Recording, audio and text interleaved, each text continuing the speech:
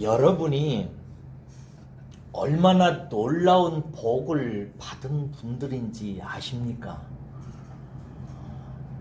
여러분들은 정말 복 받은 분들입니다. 어떤 분들은 이 사실을 어느 정도라도 감을 잡고 인생을 사시는 분이 있고, 어떤 분들은 이 사실에 대해서 그렇게 실감하고 사시지는 못할 수도 있습니다만은, 그러나 이렇든 저렇든 이 자리에 모여서 함께 예배 드리는 여러분들은 너무나 놀라운 복을 받은 사람들입니다. 그 복이 얼마나 큰 것인지는 나중에 이제 천국에 가서 알게 되지만, 천국에 가서 영원토록, 하루 이틀이 아니고 영원토록 하나님께 찬송을 계속해서 드리지 않으면 않을 만큼 그렇게 큰 은혜를 저와 여러분들이 받으신 분들입니다. 특별히 왜 그러냐면, 오늘 말씀과 관련해서 여러분이 새 언약을 통해서 의롭다 하심을 얻고 사람을 향해서 하나님께서 약속하신 그 약속의 유업을 이 새 언약을 통해서 받도록 여러분들이 부름을 받은 사람들이기 때문에 그렇습니다. 새 언약이란 뭐냐면 예수 그리스도의 보혈을 통해서 성취된 언약이란 뜻을 갖고 있어요. 하나님과 사람 사이에 언약이 맺어졌고, 그 언약의 결과로 우리가 하나님의 풍성한 기업의 영광을 얻게 되어 있는데, 무엇을 근거로 해서 이 언약의 혜택을 우리가 잊게 되냐면 새 언약을 근거로 한다는 거예요. 그리고 이 새 언약은 예수 그리스도의 보혈의 피를 통해서 완성되어진 거예요. 우리가 잘하고 못하고 이런 것과 관계없이 아들 예수 그리스도의 십자가에서 흘려주신 그 피를 통해서 하나님과 사람 사이의 언약이 완성되어져서 우리는 그저 예수 그리스도의 보혈의 피를 통해서 하나님의 기업의 풍성한 영광을 받게 되었다라고 하는 뜻이에요. 우리는 이 새 언약을 통해서 은혜의 복을 받은 자로, 그리고 받을 자로, 누릴 자로 부름을 받은 사람들입니다. 오늘은 이 말씀을 통해서 이 놀라운 은혜가 대체 무엇을 근거로 해서 우리에게 주어지게 되었는지를 우리가 함께 나누었으면 좋겠습니다. 오늘 말씀 본문을 보면 어떻게 시작됩니까? 이로 말미암아 그는 새 언약의 중보자시다라고 이렇게 시작됩니다. 이로 말미암아라는 말로 시작되니까 앞에 설명한 사실 때문에 이런 뜻이겠죠? 즉 9장 1절에서 14절까지 지난주 설교 내용이에요. 지난주 설교 내용에서 다룬 그 내용 때문에 예수님은 우리에게 새 언약의 중보자가 되신다라고 하는 뜻이에요. 그러므로 예수님이 새 언약의 중보자가 되신다는 이 말을 잘 이해하려면 지난주 한 내용을 기억하고 있어야 되겠죠? 지난주 설교 제목을 기억하십니까? 지난주에 혹시 들은 설교의 내용을 지금 좀 기억하십니까? 여러분, 어떤 분은 그러더라고요. 목사님, 제가 진짜 들은 말이에요. 목사님, 저는 한 주일날 설교를 듣고요, 목사님이 설교를 마치면서 마치는 기도를 딱 하게 되면 아멘하고 고개를 들면 다 잊어버린대. 어떤 분은 조금 더 있다가 축도를 할 때 잊어버린대. 다 한 소리예요, 우리들이. 그다음에 어떤 분은 예배당 문을 닫고 열고 나가면 다 잊어버린대요. 괜찮아요. 우리는 다 그렇습니다. 그래서 오늘 잠시 여러분들에게 지난주의 설교 내용을 잠깐 우리 생각해 보십시다. 지난주 우리는 예수님께서 하늘 성소에서 완전한 제사를 드렸다는 이야기를 나누었어요. 이 이야기를 히브리서 저자가 하는데, 예수님께서 하늘 성소에서 온전한 제사를 드린 것을 설명하기 위해서 땅의 성소, 특별히 지성소에서 옛날에 구약의 제사장들이 제사를 드리면서 했던 예법을 통해서 설명했어요. 지성소에서 대제사장들이 대속죄일에 지성소에서 이 하나님과 사람을 섬기기 위해서 지성소로 들어가게 됩니다. 그러면 지성소에 들어가면 지성소 안에 뭐가 있다고 그랬어요? 언약궤가 있다고 그랬죠? 언약궤가 있다고 그랬습니다. 언약궤 속에 뭐가 있다고 그랬는데, 첫째, 만나가 어디에 들어있다고? 금 항아리 속에 들어있다고 그랬고, 두 번째는 뭐가 있다고 그랬어요? 아론의, 그렇지, 잘하네. 아론의 쌍난 지팡이가 있다고 그랬고, 세 번째는 율법을 요약해 놓아서 만든 두 돌판에 기록되어진 십계명이 있다고 그랬어요. 이것이 다 무엇을 의미한다고 그랬습니까? 이스라엘 백성들이 그 금 항아리에 든 만나는 무엇을 뜻한다고 그랬어요? 하나님의 은혜로 주신 생명을 뜻한다고 그랬고, 아론의 쌍난 지팡이는 하나님께서 세우신 제사장만이 하나님의 일을 수종들 수 있다는 것을 얘기했고, 세 번째는 율법은 뭐예요? 하나님께로부터 제사장의 도움을 입어서 그 생명을 얻으려면 반드시 지켜야 되는 이스라엘의 율례와 규례와 법도라고 그랬습니다. 이렇게 율법을 지킴으로 말미암아 제사장의 도움을 입어서 하나님이 은혜로 주신 생명을 받도록 하는 것이 구약의 율법이에요. 이 하나님과 인간 사이에 맺은 언약이란 말이에요. 이 언약을 법궤에다가 넣어놨다고 그랬어요. 제사장은 지성소에 있는 이 법궤에 들어가가지고 법궤 위에다가 뭘 붓는다고 그랬어요? 황소의 피와 염소의 피를 붓는다고 그랬어요. 황소는 자기 자신을 위해서 붓는 것이고, 염소의 피는 백성의 죄를 대신하는. 그런데 이 언약궤 위에다가 하나님께서 뭘 하나 덮게 하셨다고 그랬죠? 속죄소라고 그랬어요. 속죄소 위에다가 황소의 피와 염소의 피를 붓게 되면 하나님께서 그 언약을 지키지 못한 이스라엘 백성들을 용서해 주시고 사해 주시어서 그 백성들의 죄를 덮게 하신다고 그랬다고.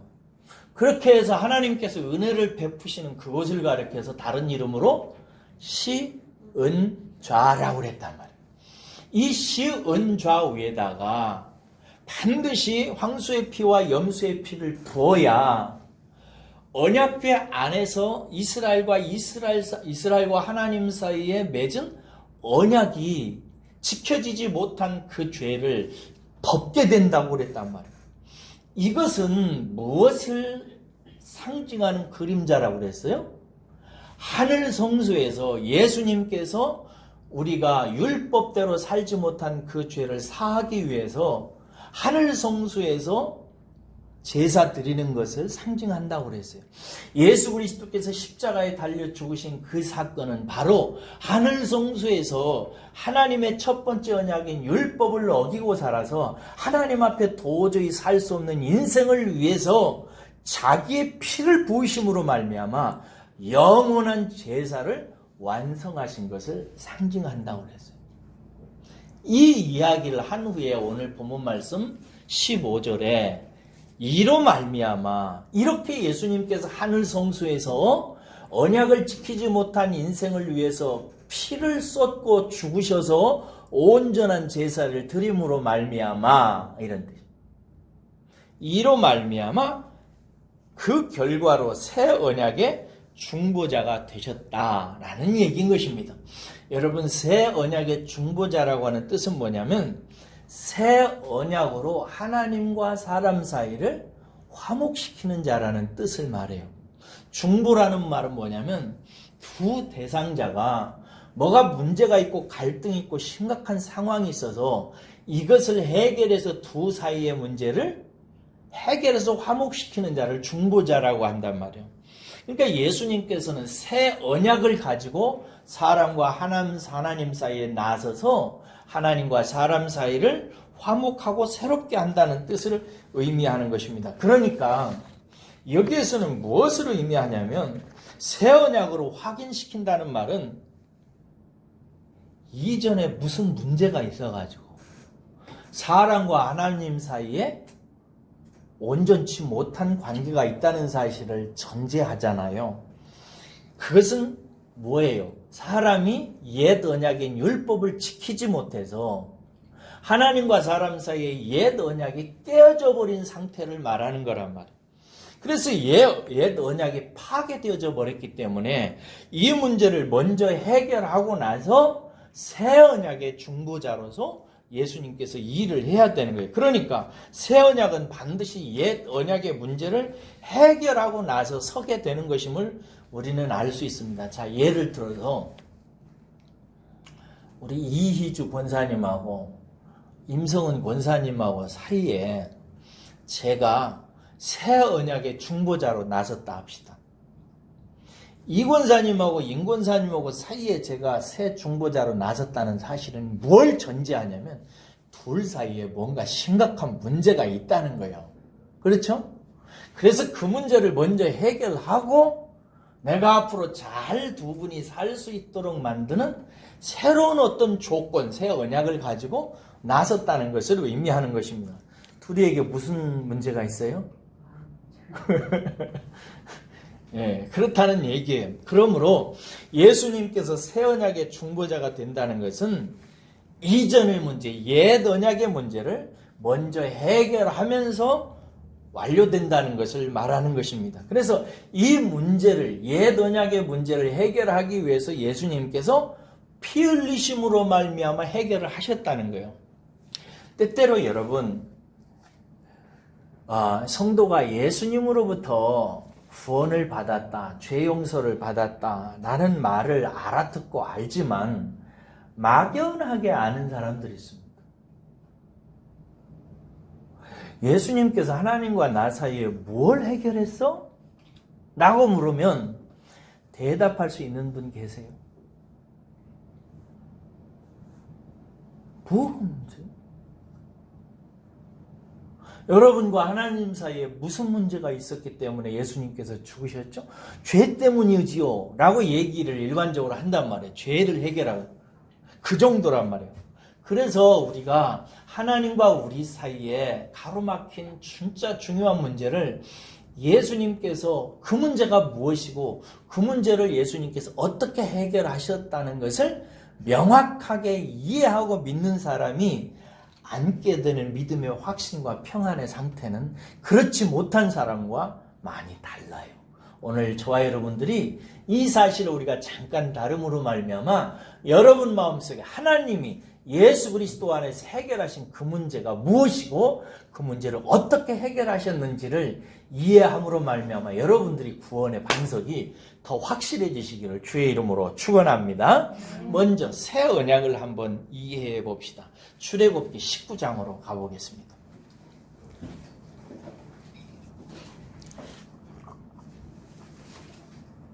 새 언약을 이해하기 위해서 먼저 옛 언약을 한번 살펴보고 옛 언약에서 무엇이 문제가 되었는지를 한번 분명히 오늘 보기를 원합니다.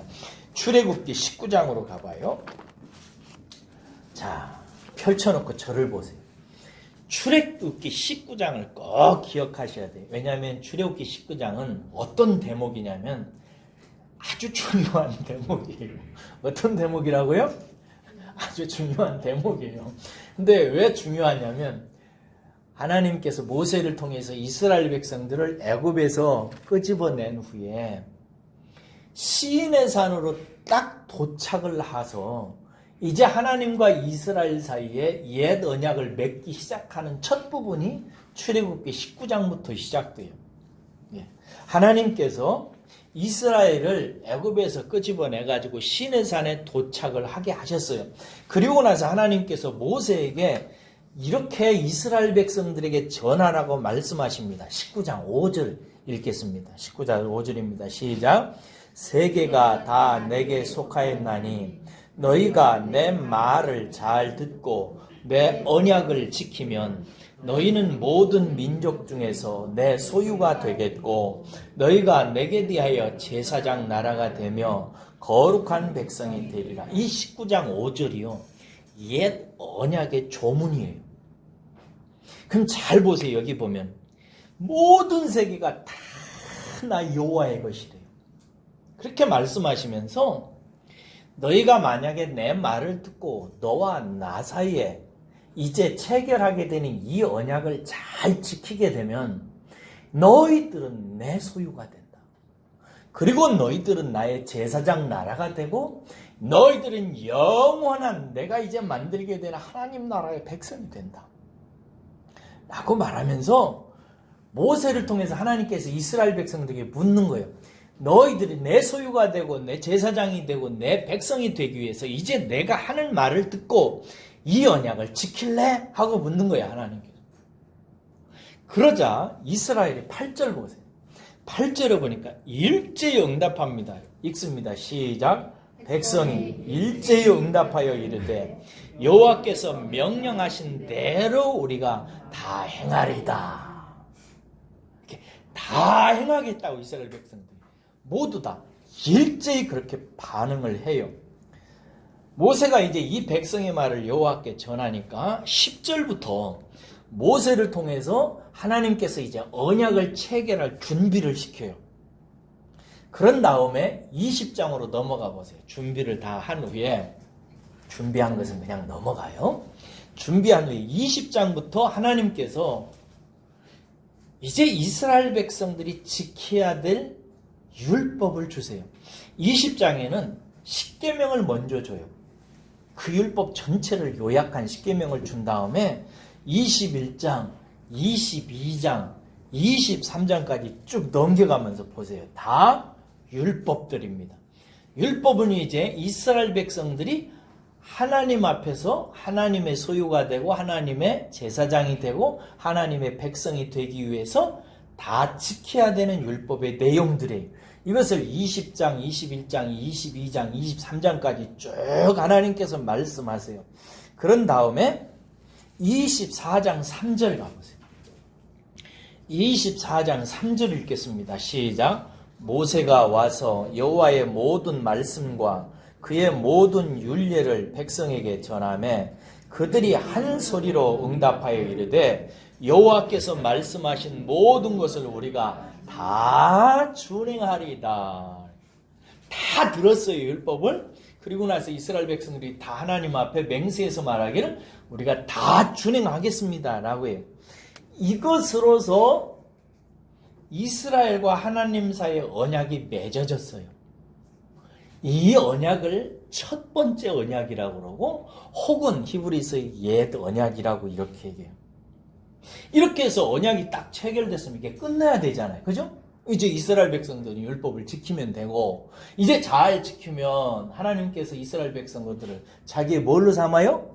소유로 삼고 또 뭐가 되게 해요? 제사장 나라가 되게 하고 그 다음에 또 뭐가 돼요? 하나님의 백성이 되게 하시면 된단 말이에요.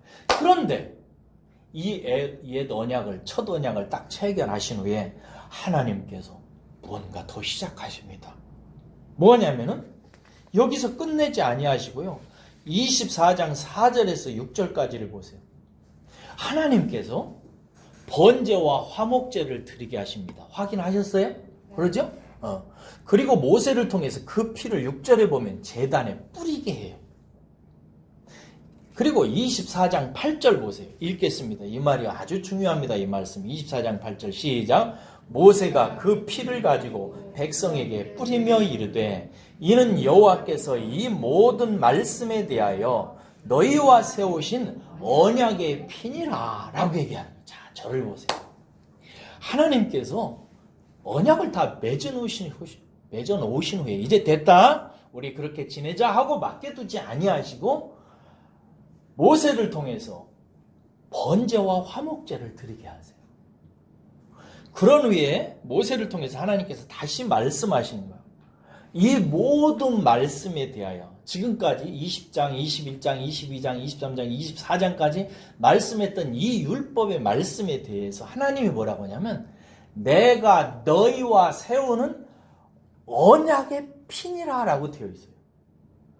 이 말이 무슨 뜻인지를 잘 이해하셔야 돼요. 하나님께서는 이스라엘과 옛 언약을 맺으시고 그들이 율법을 행하면 복을 주시는 것으로 그냥 끝내지 아니하시고 거기다가 하나님이 일방적으로 언약의 피를 뿌리게 하세요. 염소와 황소의 피를. 그래 놓고 이 모든 말씀에 대해서 내가 너희와 맺는 언약의 피다 이거예요. 쌍방 조건이 아니라 둘이가 똑같이 맺는 게 아니라 내가 한 이 모든 말에 대해서 너희들이 지켜야 되지만 이 모든 이 말씀에 대해서 내가 너희와 맺는 내가 행하는 언약의 피다 이거예요. 이 말은 무슨 말이냐면 하나님과 이스라엘 사이에 옛 언약에 맺어진 그것을 성취하는 것이 무엇으로 성취하는가를 하나님께서 보여주시는 거예요. 원래는 무엇로 성취되는 거예요? 이스라엘 백성들이 그대로 지킴으로 말미암아 성취되어지는 것이죠. 그런데 하나님께서 말씀하시길 그것을 성취하는 것은 가능하다, 안 가능하다? 안 가능하다는 사실을 하나님께서 이미 아신 거예요. 이해하셨죠? 도저히 이스라엘 백성들이 그것을 행할 수 없는 거예요. 그러니까 하나님께서 그걸 행하시지 못하는 죄를 이미 그 첫 언약을 체결하신 후에 번제를 통해서 드리게 하신 후에 화목제도 함께 드려요. 장차 화목하게 할 거라 이거. 그러면서 말하기를 번제로서 그들의 죄를 덮고 화목제로서 그들과 화목하게 한 후에 이 번제와 화목을 위해서 드려진 피는 내가 너희와 세우는 언약의 피다 이거예요. 그래서 이 언약의 피를 통해서 옛 언약을 완성하실 것을 하나님께서 보여주시는 거예요. 그리고 나서 다음부터 하는 행동이 또 하나님의 행동이 재밌어요. 그 다음부터 출애굽기는 어떻게 하냐면요. 어떻게 하나님께서 피를 통해서 이 첫 언약의 문제를 피로써 완전히 해결하실 것을 보여주는 거예요. 그 다음에 보세요. 출애굽기 25장부터 26장도 보세요. 27장도 한번 보세요. 28장도 보시고 30장도 보시고 35장도 보시고 40장까지 쭉 가보세요.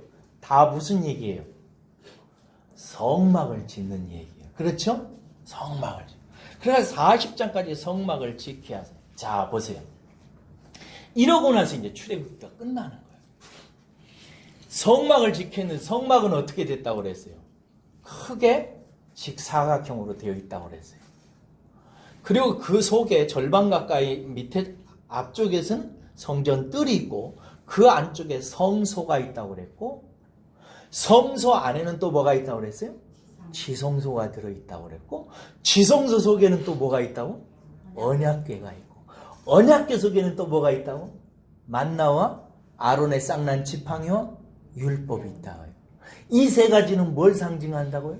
하나님과 이스라엘 사이에 출애굽기 19장에서 맺었던 첫 번째 언약의 내용이에요.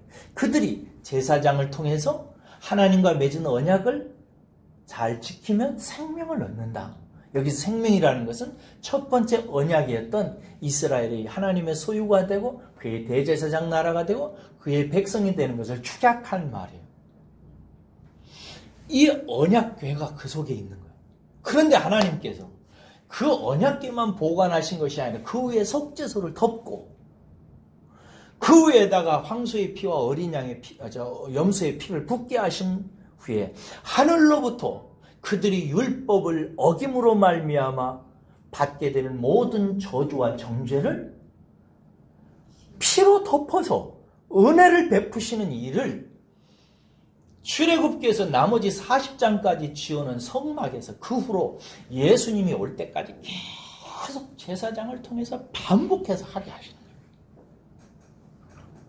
지난 주일에 히브리서 9장 1절에서 14절까지는 무슨 얘기냐면 그렇게 출애굽 이후에 예수님이 오시기까지 대제사장들이 성소라고는 땅의 성소에서 끊임없이 황소의 피와 염소의 피로 계속해서 제사를 드린 것은 장차 예수님께서 오셔서 우리를 위해서 십자가에 달려 죽으심으로 말미암아 하늘 성소에서 영원히 드리게 되는 단번에 완전한 제사를 미리 보여주는 것이다라고는 얘기를 했단 말이에요.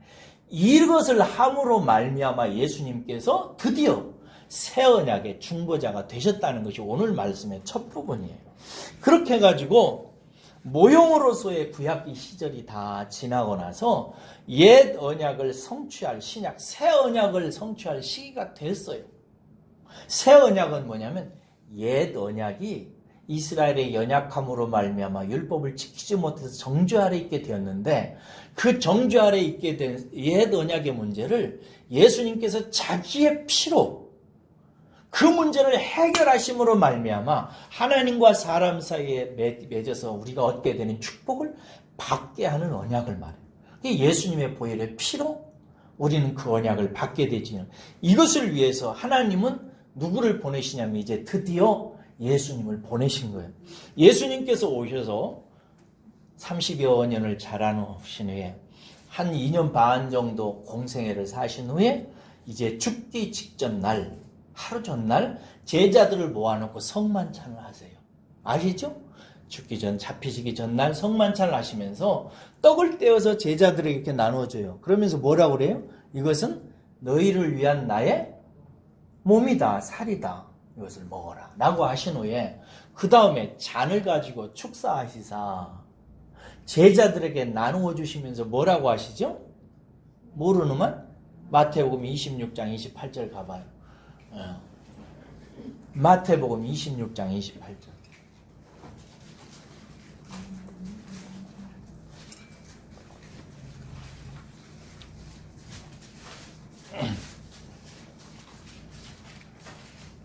마태복음 26장 28절입니다.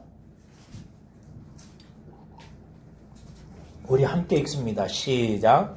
이것은 죄 사함을 얻게 하려고 많은 사람을 위하여 흘리는 바 나의 피 곧 언약의 피니라. 할렐루야.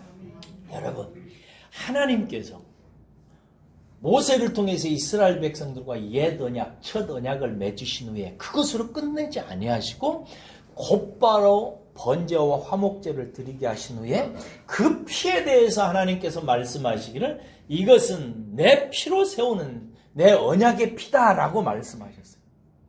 이것은 무엇을 의미한다고 그랬어요? 이스라엘 백성들이 옛 언약을 지키지 못함으로 말미암아 율법의 정죄를 받고 사망으로 떨어질 수밖에 없는 그것을 하나님께서 번제와 화목제로 완성을 하실 때 언약의 피를 쏟게 하시겠다고 하시는 약속이란 말이에요. 그리고 나중에 예수님께서 오셔서 말씀하시기를 이젠 나는 죽는다. 나는 피를 이제 쏟는다. 근데 내가 죽어서 흘리는 피가 뭔지 아느냐?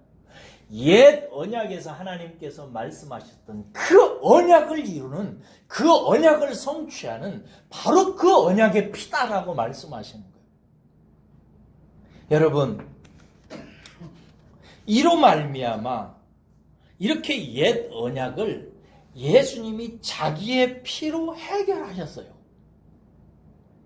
그러니까 우리와 이스라엘 백성과 모든 인생들이 하나님 앞에서 맺어진 첫 번째 언약, 율법을 행함으로 말미암아 하나님께 의롭게 되는 그 문제는 우리가 도저히 할 수가 없기 때문에 하나님께서 그 문제를 아들 예수님을 통해서 그 계약 조건, 언약의 조건을 충족시키고 완성시킴으로 말미암아 우리는 이제 우리 앞에 나타난 새 언약의 중보자를 통해서 하나님의 모든 은혜와 약속을 다 받는 자가 되었다라는 것입니다.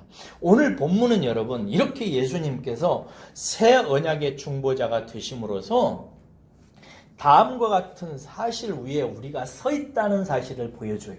거기 오늘 15장, 저희 히브리서 9장 15절 다시 한번 가봐요. 거기 보면은 세 가지 단어를 주목해 보세요. 거기 보면은 중하반절에 이는 첫 언약 때에 범죄한 죄에서 속량하려고 주구사 부르심을 입은 자로 하여금 영원한 기업의 약속을 얻게 하려 하심이라 라고 되어 있는데, 거기서 첫 언약 때, 옛 언약이죠? 옛 언약 때 율법을 두고 우리와 하나님 사이에 맺었던 그 언약 때에 우리는 범죄했잖아요. 그 율법을 지키지 못했단 말이에요. 그 죄에서 첫 번째 우리가 주목해야 되는 것은 속량이라는 단어고, 그 다음에 부르심을 입은 자라는 단어고, 세 번째는 영원한 기업이라는 단어예요. 여러분 보세요. 저를 보세요. 첫째로 예수님께서 첫 언약 때에 우리가 범죄한 그 죄에서 구원하시려고 자기 피를 제단 위에 드림으로 말미암아 우리의 죄가 속량되었다는 사실이에요. 우리의 죄가 어떻게 됐다고요? 속량되었다. 속량이라는 단어를 아세요? 속량이라는 말은 이런 뜻이에요. 노예로 사로잡혀 있는 어떤 사람을 다른 사람이 그 노예값을 지불하고 그 노예를 사는 거예요. 사가지고 그 노예를 자유인으로 풀어주는 것을 속량한다 이래요. 이 속량이라고 하는 단어를 예수님께서 십자가에 달려 죽으셔서 옛 언약의 저주 아래 사로잡혀 있고 옛 언약을 지키지 못함으로 말미암아 하나님의 저주 아래 있는 우리를 당신의 피로 해결하심으로 말미암아 우리를 율법의 정죄에서 구출하셔서 우리를 율법에 대해서 자유하게 하셨다는 뜻이에요. 여러분, 우리는 율법에 대해서 자유하게 된 자가 되었다는 사실을 믿으시기를 주의 이름으로 축원합니다. 어떤 사람은요, 하나님 앞에 이제 자유하게 되었습니까? 이제 당신의 죄가 다 용서가 되었습니까? 라고 물으면 어떤 분은 이런 질문 앞에 찔끔하며 받아요. 그러면서 말하기를 앞으로 잘해야 되겠지요. 이런 소리예요. 여러분, 앞으로 잘하면 그 문제가 해결이 되나요? 해결이 안 돼요. 내가 그 문제를 해결할 수 없기 때문에 첫 언약에 의해서 우리는 율법에 의해서 다 정죄돼서 하나님의 언약을 깨버린 사람들이었어요. 그런데 하나님께서 하나님과 사람 사이에 이 맺은 언약을 우리의 행위로 잘해서 성취하도록 하신 것이 아니고 예수 그리스도의 피를 통해서 그 값을 지불하게 함으로 말미암아 옛 언약의 형벌에서 우리를 벗어나게 하셨어요. 그래서 우리는 율법의 정죄 아래서 완전히 벗어나게 된 거예요. 할렐루야. 이 사실을 정말 기쁨으로 받으시기를 주님의 이름으로 축원합니다. 그 다음에 두 번째로 기억해야 될 것은 부르심을 입은 자들이라는 말이에요. 그렇게 해서 우리는 이 새 언약을 받도록 하나님에 의해서 부르심을 입은 자들이에요. 세상에 수많은 사람들이 있어요.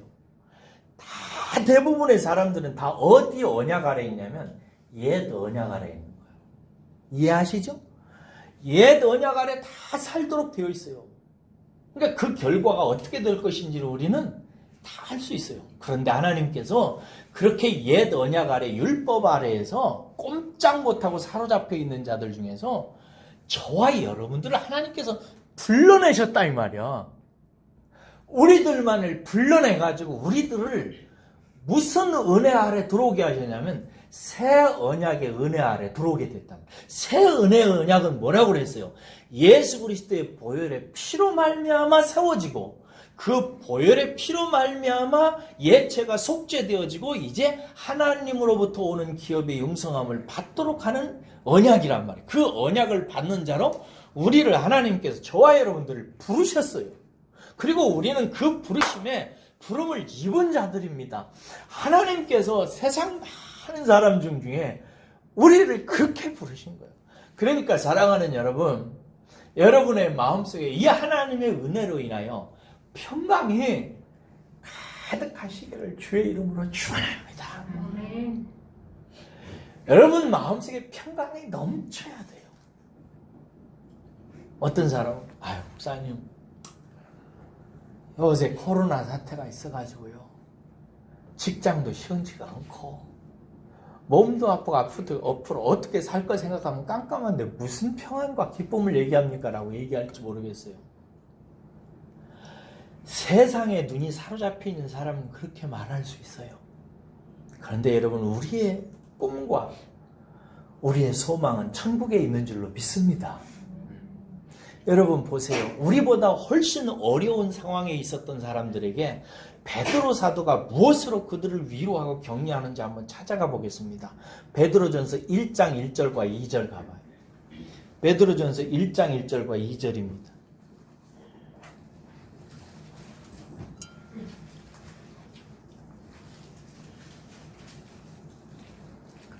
베드로전서 1장 1절과 2절입니다.